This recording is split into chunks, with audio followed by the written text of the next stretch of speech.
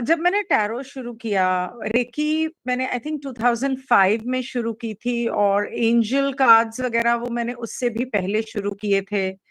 तो मेरे लिए वो स्पिरिचुअलिटी नहीं थी। मैंने वो स्पिरिचुअल रास्ते पे जाने के हिसाब से शुरू नहीं किया था। मैंने वो इसलिए किया था कि इस भौतिक जिंदगी में बहुत सारे ऐसे पल आते हैं जब आ, एक इंसान आ, अगर पूरी तरह से खुश होगा, एक इंसान अगर पूरी तरह से जिंदगी में संतुष्ट होगा, तो वो ईश्वर के दरवाजे पे नहीं जाएगा और ना वो भगवान को खोजने निकलेगा। स्पिरिचुअलिटी का मतलब क्या है? आध्यात्म का मतलब क्या है? आध्यात्म का मतलब है अपने अंदर उस स्पिरिट को, यानी कि भगवान को पहचानना, उसे जानना, उसे ढूंढना। तो क्योंकि भगवान को इंसान दुनिया में हर जगह ढूंढता है, सिवाय अपने अंदर नहीं ढूंढता। वो एक कुछ कहानी है ना कि भगवान को कहा कि आप कहाँ छुप रहे हो, तो वो कहते हैं कि मैं ऐसी जगह जाके छुपूंगा जहां इंसान सब जगह ढूंढेगा लेकिन वहां नहीं ढूंढेगा। और वो कहाँ था? इंसान के मन में। तो स्पिरिचुअलिटी का मतलब है उस स्पिरिट को अपने अंदर जानना, पहचानना, ढूंढना। लेकिन मैंने मेरी जिंदगी में जो भौतिक मुश्किलें आ रही थी रिश्तों में, या और तरह की, जैसे मैंने बहुत सारी चीजें इसलिए सीखी। शुरुआत मेरी होम्योपैथी से हुई थी। मैंने होम्योपैथी सीखनी शुरू की थी जब मैं अपने दूसरे बेटे के साथ प्रेग्नेंट थी, क्योंकि मेरा बड़ा बेटा शारीरिक तौर पे जिस तरह से था, तो मैं जानना चाहती थी। मैं पुनर्जन्म में विश्वास नहीं करती थी, तो मैं जानना चाहती थी कि ये कर्मा, पुनर्जन्म, ये सब मतलब अगर है, मेरे बेटे ने क्या किया है? वो जन्म से ऐसा क्यों है? उसको ये सजा क्यों दी गई है? तो वहां से जब मैंने शुरू किया पढ़ना, जानना, होम्योपैथी से शुरुआत की, रेकी सीखी, रेकी के बाद एंजल कार्ड सीखे, जिंदगी में जो प्रॉब्लम्स आ रही थी, तो मेरे सवाल थे। मुझे उन सवालों के जवाब चाहिए थे, और वो बहुत ही भौतिक सवाल थे, भौतिक जिंदगी से ताल्लुक रखते थे। इस तरह से वो जर्नी शुरू हुई। उसमें स्पिरिचुअलिटी कहीं भी नहीं थी, क्योंकि बचपन से मुझे तो पता था कि भगवान हमारे अंदर है।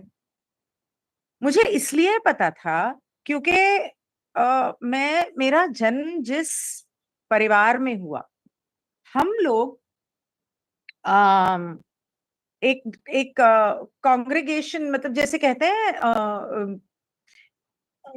कल्ट नहीं बोलूंगी, मतलब एक ग्रुप है लोगों का, वो मतलब लाखों करोड़ों लोगों का ग्रुप है, जो निरंकारी के नाम से जाना जाता है। और मेरा उनके ऐसे परिवार में मैं पैदा हुई जहां वो लोग, मेरे नाना दादा, सभी के सभी उस जमाने से, मतलब पार्टीशन के पहले से उसमें आ, यकीन करते थे या बिलीव करते थे। और उनका एक ही मोटो है, यूनिवर्सल ब्रदरहुड। वो ये कहते हैं कि भगवान हम सबके अंदर है, और अगर आपको भगवान को पूजना है तो सामने खड़े इंसान में पूजो, अपने अंदर पूजो, मूर्तियों में और पत्थरों में और किताबों में और तस्वीरों में नहीं। इसलिए ये तो मैं पहले से जानती थी कि भगवान तो मेरे ही अंदर है, भगवान तो सभी के अंदर है। तो भगवान को ढूंढने नहीं निकली थी। जिंदगी के कुछ ऐसे सवाल थे कि जिंदगी ऐसी क्यों है, रिश्ते ऐसे क्यों हैं, लोग ऐसे क्यों हैं, लोगों का स्वभाव इस तरह से क्यों है। इस तरह के बहुत सारे सवाल थे मेरे मन में। तो करते करते जब टैरो सीखा, न्यूमरोलॉजी सीखी, एंजल हीलिंग सीखी, उसके बाद काफी एक से एक कड़ी जुड़ती गई। मतलब कि मैंने सोचा मैं लोगों को जवाब तो दे देती हूँ कि टैरो करके, न्यूमरोलॉजी करके तुम्हारी जिंदगी ऐसी, लेकिन उनकी जिंदगी सुधारने के लिए उनकी मदद नहीं कर पाती मैं। इसलिए मैंने फेंगशुई सीखी। मुझे इंसोम्निया शुरू से है, तो उसके लिए मैंने हिप्नोथेरेपी सीखी। इस तरह से मैं सीखती गई। फिर मैंने थीटा हीलिंग सीखी, फिर पता चला that was the last thing I learn. जिन दिनों सुशांत का मर्डर हुआ, उन दिनों मैं सेल्फ स्टडी कर रही थी एस्ट्रोलॉजी और पामिस्ट्री और फेस रीडिंग की। और काफ़ी सारी किताबें ऐसे बिखरी रहती थी और मैं लिखती रहती थी, और उस समय में जब सुशांत का कत्ल हुआ, तो मैंने ये सारी चीज़ें इस्तेमाल करने की कोशिश की। मैं अपनी प्रैक्टिस कर रही थी, सीधी बात है। मैं किसी की कोई मदद नहीं कर रही थी, हेल्प नहीं कर रही थी, मैं अपनी प्रैक्टिस कर रही थी। लेकिन मुझे लगा कि हाँ, ये तो ख़ैर वहाँ से सुशांत सिंह के अ, मर्डर से जहाँ बात शुरू हुई, अध्यात्म होता है अवेयरनेस, वो है असली आध्यात्म। अवेयरनेस किस चीज़ का? सिर्फ अपने अंदर के ईश्वर का नहीं, सभी के अंदर के ईश्वर का, और आपकी ज़िंदगी के एक-एक पल का। I'll answer your questions. अपनी ज़िंदगी के एक-एक पल का, आप क्या खा रहे हो, क्या पी रहे हो, क्या सोच रहे हो, क्या कर्म कर रहे हो, क्या आप सही कर्म कर रहे हो? इस तरह के बहुत सारे एक-एक पल में अवेयरनेस का। तो 2021 में पार्थ की वजह से, डॉक्टर जगदाले से जब मेरी पहली वीडियो मेरा हुआ और उन्होंने मुझे बहुत सारी बातें बताई, इस दुनिया में जो लॉकडाउन और दवाइयाँ और सुइयाँ लग रही हैं, उन सब चीज़ों के बारे में, वहाँ से मेरी अवेयरनेस की जर्नी शुरू हुई। अब तक जो जर्नी हो रही थी, वो अवेयरनेस था इंसान के बारे में, कि इंसान ऐसा क्यों होता है? उसके ये नंबर्स हैं, उसके ये प्लैनेट्स हैं, ये टैरो कार्ड्स हैं। तो अवेयरनेस के बारे में थी, इंसान के बारे में, एंजल्स के बारे में मतलब मैंने बहुत कुछ सीखा। आज ही मैं फ्लावर्स लेकर आई हूँ एंजल होस्टिंग करने के लिए, क्योंकि इक्लिप्स आने वाला है, ग्रहण आने वाला है। तो इसके बाद जो मेरी अवेयरनेस की जर्नी शुरू हुई, वो शुरू हुई दुनिया के बारे में, इस समाज के बारे में, और अपने एक-एक चॉइस के बारे में, कि हम ज़िंदगी में जो चुनाव कर रहे हैं, जो चॉइसेस कर रहे हैं, क्या वो सही हैं? उसके बाद फार्मा, अ, पॉलिटिक्स, हालाँकि इन चीज़ों से मैं बहुत दूर रहती हूँ। स्पोर्ट्स, ये सारी परतें खुलती गई, जैसे बंद गोभी की परतें खुलती है ना, ऐसे एक-एक परत खुलती गई। और इसके दौरान मुझे पता चला कि एलियन सच में होते हैं, एक्स्ट्रा टेरेस्ट्रियल्स होते हैं, और मतलब मैं तो अब तक उसे, ऐसा भी नहीं है कि झूठ समझ रही थी, पर ऐसा भी नहीं है कि सच समझ रही थी। फ़िल्म देखी, बातें सुनी, हाँ, ठीक है। लेकिन जब अ, कनिष्क ने मुझे इस एक किताब भेजी मुझे, तो वो पढ़ के मैं बहुत इंट्रिग हुई, और one thing led to another, एक के बाद एक जो कुछ भी हुआ, उसके बाद जब मैंने लॉ ऑफ वन उन्होंने हमें समझानी शुरू की। मुझे नहीं लगता कि कोई इंसान लॉ ऑफ वन को पूरी तरह से ऐसे साल, 2 साल, 1 बार, 2 बार पढ़ने में समझ सकता है। वो इतनी गहरी किताब है, और वो सिर्फ़ एक किताब नहीं है, वो एक ग्रंथ नहीं है, और वो अभी तक खत्म नहीं हुआ है। वो उन 162 चैप्टर्स के अंदर खत्म नहीं हुआ है। वो सिर्फ़ एक शुरुआत थी। क्योंकि वो किताब वहाँ रोकने के बाद चैनलिंग तो चलती गई, तो वो किताब क्या है? मैं पहले तो मैं ये बोलूँगी कि मेरी अध्यात्म का मेरा असली सफ़र लॉ ऑफ वन से शुरू हुआ, all thanks to Kanishk Mahadev. And उन्होंने जब, ऐसा नहीं है कि हम सब जानते हैं, बचपन से कम हिंदुस्तान में, भारत में बचपन से हम सबको बताया जाता है। इनफैक्ट बाकी सभी धर्मों में भी और देशों में भी बताया जाता है, झूठ बोलना पाप है, चोरी करना पाप है, ये करना चाहिए, वो करना चाहिए, ये नहीं करना चाहिए, वो नहीं करना चाहिए। लेकिन हम उसे बहुत ही लाइटली ले लेते हैं, टेकन फॉर ग्रांटेड ले लेते हैं। इस किताब में काफ़ी सारी चीज़ें जो चैनल करके उन्होंने समझाई और उन्होंने बताई, ऐसे लगा जैसे ये सब तो मैं जानती हूँ, लेकिन इस सब का असली सही मतलब मुझे अब समझ में आ रहा है। आप समझ रहे हो मैं क्या कह रही हूं? उसका असली मतलब मुझे अब समझ में आ रहा है कि ऐसा क्यों। और ऐसा नहीं है कि लॉ ऑफ वन पे जर्नी खत्म हो गई और वो मतलब that was it. No, law of one पढ़ने के साथ साथ अगर आपने मेरे लॉ ऑफ वन के वीडियोस देखे होंगे, पर मुझे नहीं पता आप लोगों में से किसी ने देखे हैं कि नहीं। अगर आप लोगों ने देखे होंगे तो ऑलमोस्ट हर 2-4 सेशन के बाद हम लोगों ने यही कहा है या मैंने कहा है, जबकि मैंने गीता नहीं पढ़ी, पूरी नहीं पढ़ी, सिर्फ सुना है काफी सारी बातें, गीता में ऐसा लिखा है, गीता में ऐसा लिखा है। लेकिन वो पढ़ते हुए ऐसे लगता था कि जैसे ये सब तो गीता में भी लिखा है। तो हम लोगों ने तो गीता पढ़ी नहीं। सब गीता गीता बोलते हैं, मंदिर जाते हैं, गीता असल में किसने पढ़ी है, कितनी पढ़ी है, उसको कितना समझा है। जैसे गीता को समझने में सालों साल लग जाते हैं, उसे ग्रहण करने में, अपने अंदर समाने में, और उसके कहे के ऊपर उस पथ पर अपनी जिंदगी जीने में, इसी तरह लॉ ऑफ वन को समझने में सालों साल लग जाएंगे। अभी तो सिर्फ शुरुआत है। और इसके अंदर जो बताया है कि आपको जिंदगी किस तरह से जीनी चाहिए प्रैक्टिकल लाइफ में, स्पिरिचुअलिटी ये इस लेवल पर है। लेकिन ये तब तक पूरा नहीं होता, क्राउन चक्र तब तक आपका एक्टिव पूरी तरह से नहीं होता, या कुंडलिनी नहीं खुलती जब तक कि आपका रूट चक्र जो है वो पूरी तरह से एक्टिव नहीं है। और ये चक्र, ऑरा, पेंडुलम, क्रिस्टल, ये सब मैं बहुत सालों पहले कर चुकी थी। आई थिंक 2011-12 में ये सब मैंने किया था। उस दौरान, ये सारे कोर्सेज करने के दौरान जो कुछ भी मैंने किए थे, मैं काफी कुछ सीखी थी। लेकिन लॉ ऑफ वन आने के बाद फिर से उन्हीं सब्जेक्ट्स को मैंने दोबारा नए सिरे से समझा।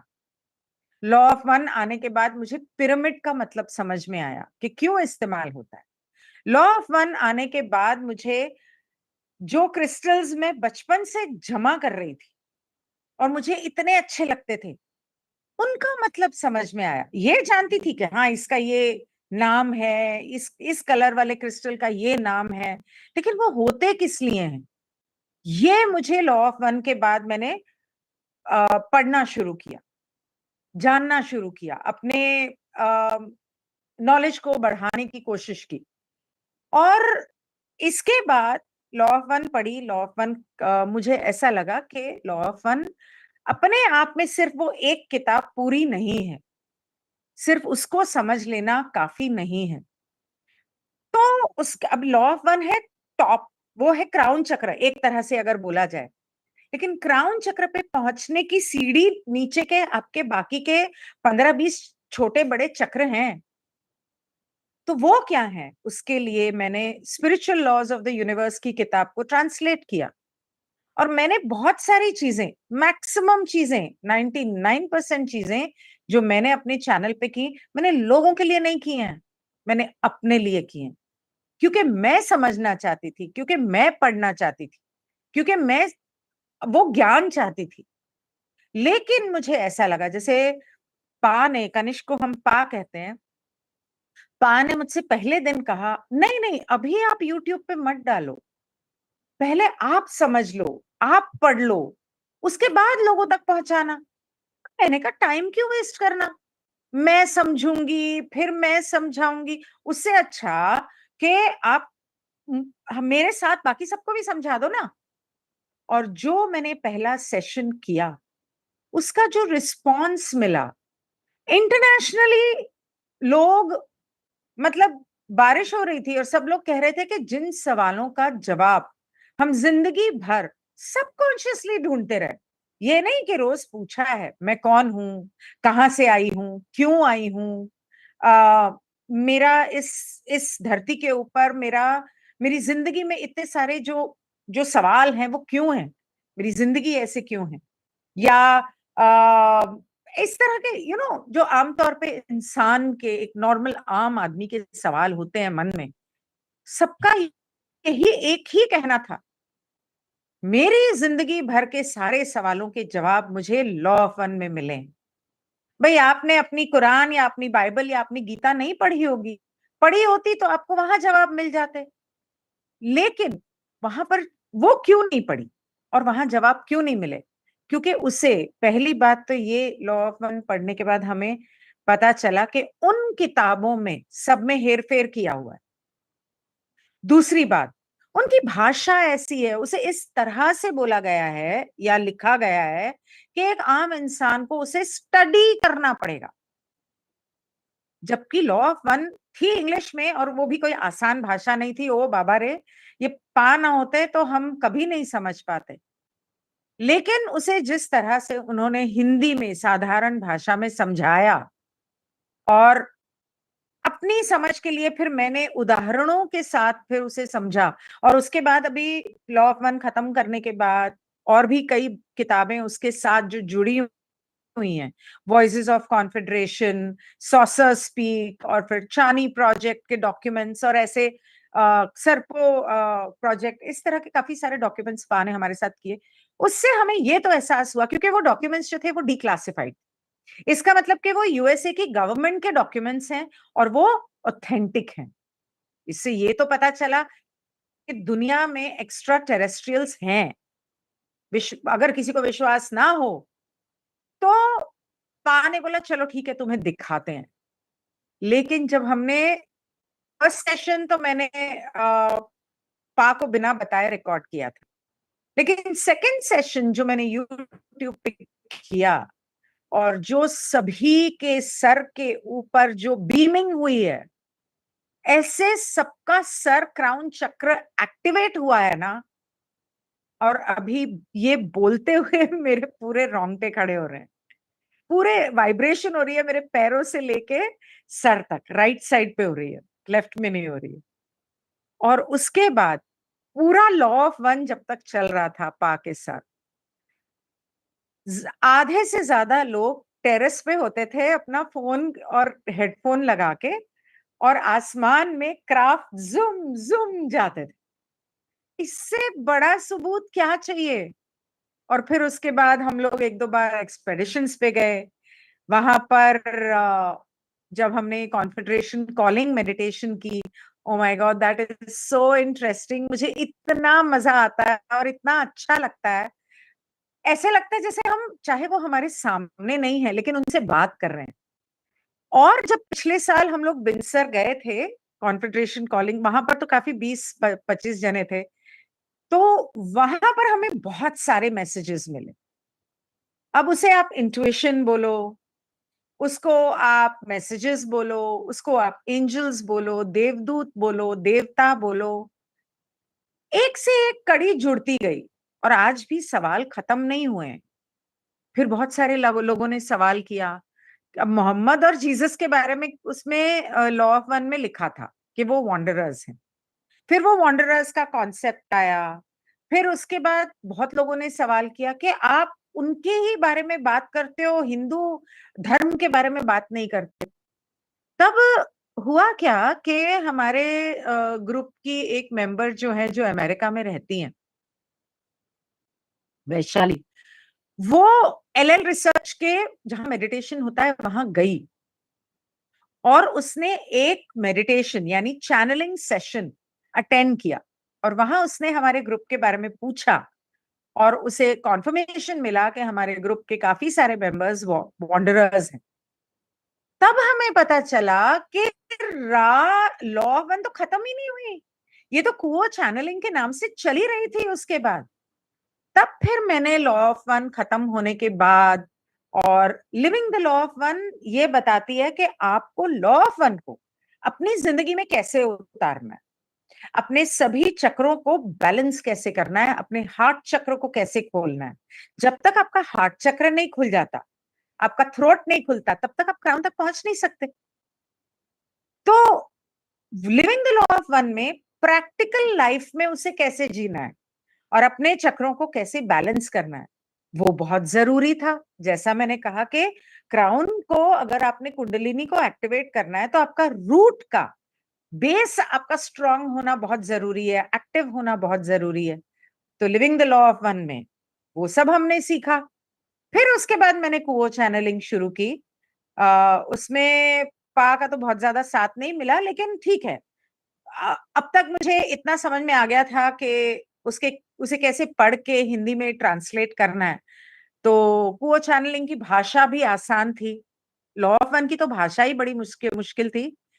तो ये मेरी लॉ ऑफ वन की जर्नी या स्पिरिचुअलिटी की जर्नी, स्पिरिचुअलिटी तो मेरी अब शुरू हुई है। अब तक मैं सिर्फ जानती थी कि मेरे अंदर भगवान है, लेकिन उस भगवान को पहचानना अभी कुछ आई वुड से अबाउट 1 साल से, लॉ ऑफ वन करते करते तकरीबन मेरे ख्याल 2.5-3 साल होने वाले हैं। तो 1 साल तक तो हम सिर्फ लॉ ऑफ वन को समझ रहे थे। उसके बाद हमने रियलाइज किया कि इसे जिंदगी में उतारना है। तो वो फिर जो टेलीग्राम ग्रुप था उसके अंदर डिस्कशंस होते थे कि जिंदगी में जब ये ऐसा कोई मौका आता है तो कैसे हम लॉ ऑफ वन को लाइफ पे अप्लाई करें। और बस अभी भी वही सीख रहे हैं, एक दूसरे को सिखा रहे हैं। मैं तो उसके बाद काफी सारी किताबें जो उससे जुड़ी हुई हैं उसमें ट्रांसलेट करने में बिजी हो गई।